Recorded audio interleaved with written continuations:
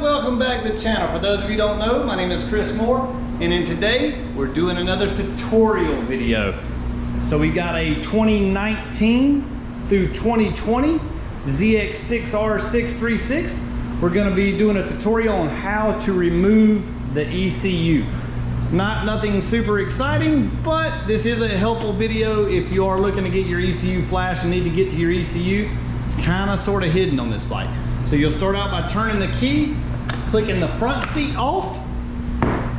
Then you'll pull this cable here to remove your rear seat. Remove the rear seat.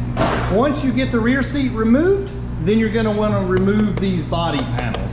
So you got a screw here, here, here, here, and push tabs here and here, here and here. So we're going to take all those out right quick and get this off, and I'll show you what it looks like underneath. All right, so once you get all the screws out, there's 6 screws and 4 push tabs.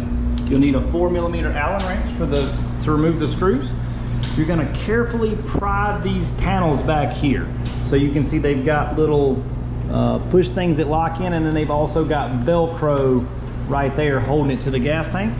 Carefully pry those apart. There's also another push tab there that you're going to pull out that's held in with a rubber grommet. And then this piece literally just kind of slides, wiggles, and maneuvers off. So once you pull that off on both sides, then the ECU is actually right down there in that crack.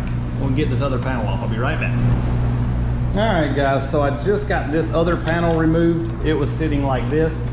There are some little Phillips head screw push grommets that you're going to have to loosen those up to pop that panel out to remove it. And then once you do that, the ECU is kind of under all this frame rail stuff. You just want to unplug it and then just kind of slide and wiggle it out. Now the ECU is this larger piece here. This right here is just a relay boxes for your headlights and fans and whatnot. But once you do this ECU flash, you can also remove this exhaust servo thing too. So it'll free up a little bit of space in your trunk, which is super handy. All right, guys, I hope you enjoyed this video.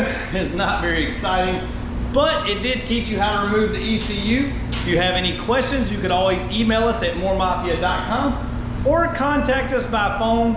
The phone number is on the website. All right, guys, that's gonna do it for today's video. Have a good one. See ya.